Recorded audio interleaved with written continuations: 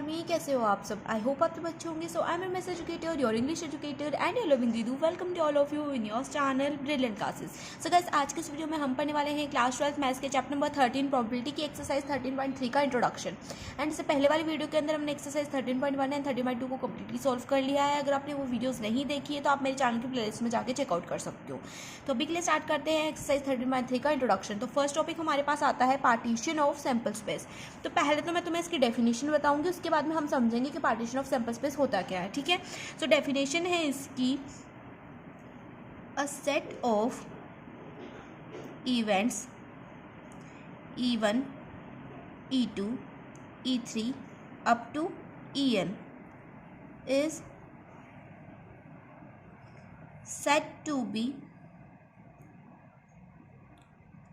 partition of sample space if, देखो इसमें मैंने क्या बोला कि जो इवेंट्स का सेट है E1, E2 up to En, जो इवेंट्स है इसका जो सेट है इसको हम पार्टीशन ऑफ सैम्पल स्पेस कब बोलेंगे। इसके लिए तीन कंडीशंस होती हैं। पहली कंडीशन है if E1 union E2 union E3 union En क्या हो, इक्वल हो सैम्पल स्पेस के, या फिर probability of EI greater than हो 0 के, या फिर EI इंटरसेक्शन EJ इक्वल हो 5 के। तो ये तीन कंडीशंस होती हैं जब हमारा पार्टीशन ऑफ सैम्पल स्पेस कि ये इवेंट्स क्या हो, पार्टीशन ऑफ सैम्पल स्पेस हो। ठीक है, तो अब इसका मतलब समझ लेते हैं एग्जांपल के थ्रू। तो देखो मैंने माना कि कोई मेरा सैम्पल स्पेस है, जैसे कि अगर हम किसी डाइस का सैम्पल स्पेस ले लें तो डाइस का सैम्पल स्पेस क्या होता है 1 2 3 4 5 6 ये होता है। अगर हम किसी एक डाई को रोल करते हैं तो उसका सैम्पल स्पेस ये होगा, है ना। किसी एक डाई को फेंकते हैं तो उसका सैम्पल स्पेस ये होगा। अब मैंने कुछ इवेंट्स ले लिए, जैसे कि मैंने कोई इवेंट लिया E1, all numbers are odd. कोई दूसरा इवेंट लिया E2, all number are even. कोई तीसरा सैम्पल स्पेस लिया मैंने E3, जो है प्राइम नंबर।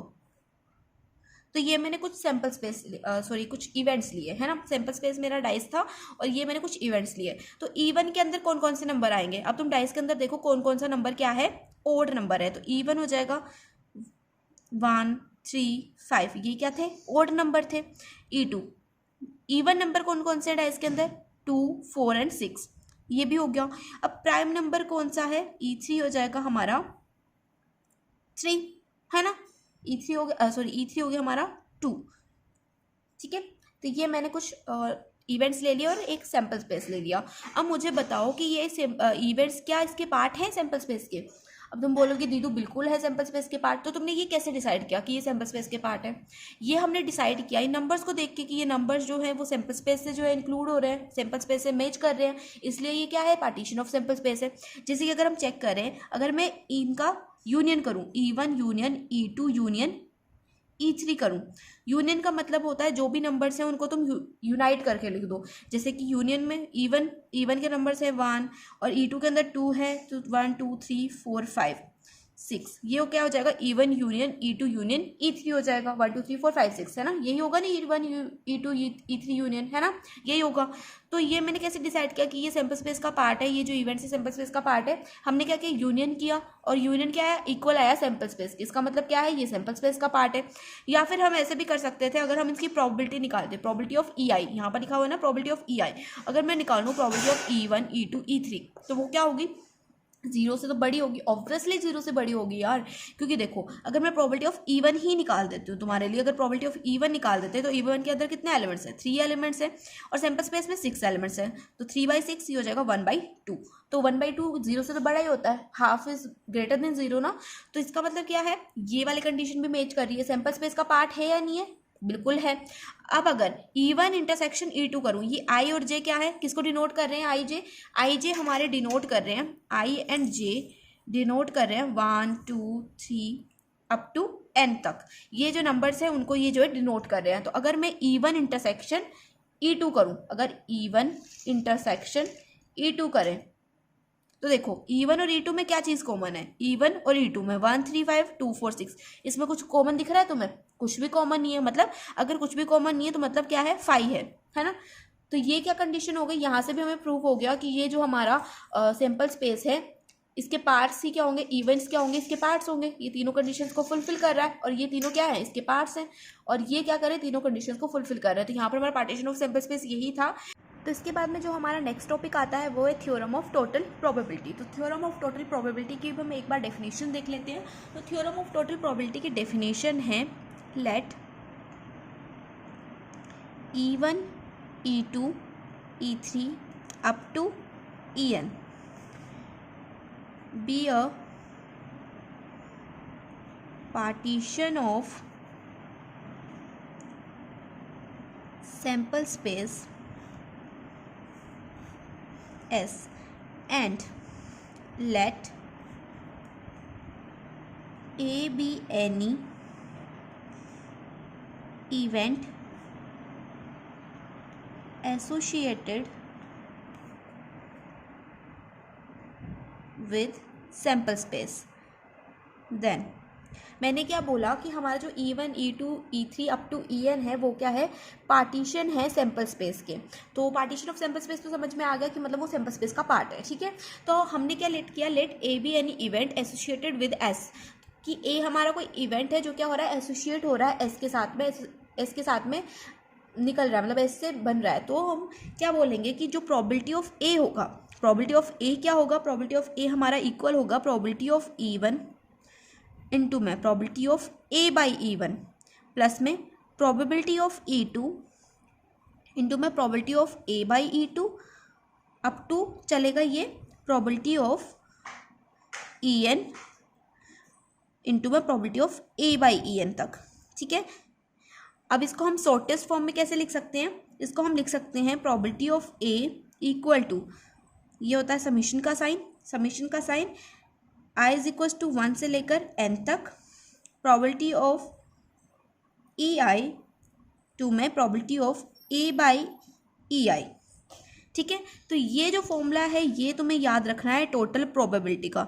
अगर क्वेश्चन के अंदर तुमसे कहीं पूछा जाए कि टोटल प्रोबेबिलिटी फाइंड कर दो इस इवेंट के लिए, इस क्वेश्चन के लिए, तो क्या करोगे, तुम इस फॉर्मूला को यूज़ करोगे जहाँ पर i इज इक्वल टू 1 से लेकर n तक जा सकता है। मतलब ये जो E1 E2 E3 दिया हुआ है वो क्या है, i is equal to 1 to n है ना। तो यहाँ पर EI क्या है, 1 to n तक की वैल्यूज़ है, और हमें क्या करना है, प्रोबेबिलिटी ऑफ EI करना है मल्टीप्लाई में probability of a by EI करना है। इतना सा काम करना है जो तुम्हारी थ्योरम टोटल प्रोबेबिलिटी कंप्लीट। तो ज़्यादा तुम्हें समझ में नहीं आया होगा मुझे पता है, क्योंकि थोड़ी सी एक्सरसाइज जो ये थोड़ी सी ट्रिकी है, तो कई बच्चों को समझ में नहीं आती, लेकिन जब इसके क्वेश्चन सॉल्व करेंगे तो तुम्हें अच्छे से क्लियर हो जाएगा कि जो हमारी टोटल प्रोबेबिलिटी होती है वो क्या होती है, ठीक है। सो अभी के लिए इतना ध्यान रखो कि अगर हमारे ये जो इवेंट्स है E1 से लेके En तक के जो इवेंट्स है ये क्या है, पार्टीशन ऑफ सैंपल स्पेस हैं अगर, तो यहाँ पर हमारा जो ए होगा ये क्या है, कोई इवेंट है, कोई भी एनी इवेंट हो सकता है सैंपल स्पेस के अंदर से, कोई भी इवेंट हो सकता है ए। तो ये प्रोबेबिलिटी ऑफ ए कैसे फाइंड करेंगे हम, प्रोबेबिलिटी ऑफ ए फाइंड करेंगे हम इस फॉर्मूला से, ठीक है। तो ये फॉर्मूला तुम्हें याद रखना है। इसके बाद में हम देखेंगे बेस थ्योरम, जो कि थोड़ी सी इंपॉर्टेंट है, तो उसको थोड़ा सा ध्यान से देखना, क्योंकि बेस थ्योरम से क्वेश्चन बनते हैं बोर्ड्स के अंदर। तो देखो अब हम बेस थ्योरम देखेंगे। तो अगर तुम्हें ये अच्छे से समझ में आया तो बहुत अच्छी बात है, अगर नहीं आया तो टेंशन लेने की बिल्कुल ज़रूरत नहीं है। ये नहीं सोचना कि हमें समझ में नहीं आ रहा, क्योंकि ये कई बार समझ में नहीं आएगा ये कॉन्सेप्ट, कितने ही बच्चों को नहीं आएगा, मुझे भी नहीं आता था। लेकिन अगर तुम एक दो क्वेश्चन सॉल्व कर लोगे तो तुम्हें अच्छे से क्लियर हो जाएगा कि बेसिकली होने क्या वाला है, ठीक है। क्योंकि अगर क्वेश्चन को देखेंगे तो हमें अच्छे से क्लियर हो जाएगा। तो अभी के लिए बेस थ्योरम देखते हैं। तो पहले हम इसकी लिखेंगे डेफिनेशन। तो बेस थ्योरम की डेफिनेशन है, late E1 E2 E3 up to En be a partition of sample space and let A be any event of non-zero number probability, then हमने क्या लेट किया कि ये हमारे कोई इवेंट्स है जो क्या है, पार्टीशन ऑफ सैंपल स्पेस है, और हमने एक ए नंबर लेट किया, एक ए इवेंट लेट किया जो क्या है, एक नॉन जीरो प्रोबेबिलिटी है। तो यहाँ पर क्या होगा, प्रोबेबिलिटी ऑफ EI बाई ए, वहाँ पर हमने क्या निकाला था, कई बच्चे क्वेश्चन करते हैं कि दीदू प्रॉबिलिटी ऑफ टोटल प्रॉबिलिटी और बेस थ्योरम में क्या डिफरेंस है। तो बेस थ्योरम और टोटल प्रॉबिलिटी में यही डिफरेंस है कि वहां पर हम क्या निकाल रहे थे, प्रॉबिलिटी ऑफ ए निकाल रहे थे। प्रॉबिलिटी ऑफ ए क्या था, हमारा कोई इवेंट था जो क्या हो रहा था, सैंपल स्पेस में से बन रहा था, तो वहां पर हम प्रॉबिलिटी ऑफ ए निकाल रहे थे। बेस थ्योरम में हम क्या निकालेंगे, ई आई बाई ए निकालेंगे। तो यही डिफरेंस होता है प्रॉबिलिटी ऑफ टोटल थ्योरम में, क्या बोल रही हूँ यार मैं, टोटल प्रोबेबिलिटी में और बेस थ्योरम में। ठीक है, तो मैं भी कंफ्यूज हो रही थी थोड़ी सी। तो देखो टोटल प्रोबेबिलिटी और बेस थ्योरम में यही डिफरेंस होता है कि वहां पर हम प्रोबेबिलिटी ऑफ ए निकालते थे, यहाँ पर हम निकालेंगे probability of E I by A. ठीक है, तो probability of E I by A निकालने के लिए कोई मंत्र पढ़ेंगे, कुछ नहीं पढ़ेंगे। देखना हम क्या करेंगे, जो ये हमें यहाँ पर गिवन है इसको उठाओ, ऐसे लिखो probability of E I multiply में probability of A by E I upon में क्या करेंगे, यहाँ पर लगाएंगे हम समीशन का sign, j is equal to 1 to n लिखेंगे, और यहाँ पर सिंपली ये जो ये चीज़ थी यहाँ पर लिख देनी, बस i की जगह पर क्या आ जाएगा, j आ जाएगा। तो यहाँ पर जगह probability of E J,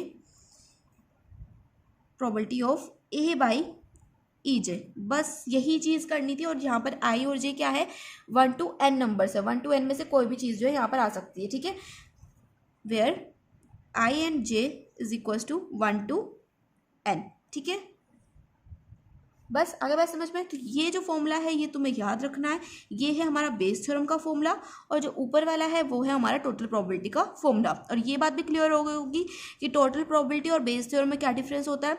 total probability में डिफरेंस ये है कि टोटल प्रोबेबिलिटी में हम प्रोबेबिलिटी ऑफ ए निकाल रहे थे, यहाँ पर हम निकालेंगे probability of E I by A. ठीक है, तो यहाँ पर हमारा जो कॉन्सेप्ट है वो कंप्लीट होता है। अगर आपको अच्छा लगा हो तो वीडियो को लाइक कर देना, समझ में नहीं आया होगा तो मेरे को पता है तुम्हें समझ में कम आएगा ये कॉन्सेप्ट जो है, लेकिन अगर तुम एक्सरसाइज के 2-3 क्वेश्चन सॉल्व कर लोगे तो तुम्हें अच्छे से क्लियर हो जाएगा। ठीक है, तो थोड़ी सी जो है डिफिकल्ट पड़ती है एक्सरसाइज 13.3, मतलब 13.2 तक तो तुम्हारे सिंपल चलते हैं, है ना, सारे क्वेश्चन सिंपल थे हमारे, हमसे बन रहे थे।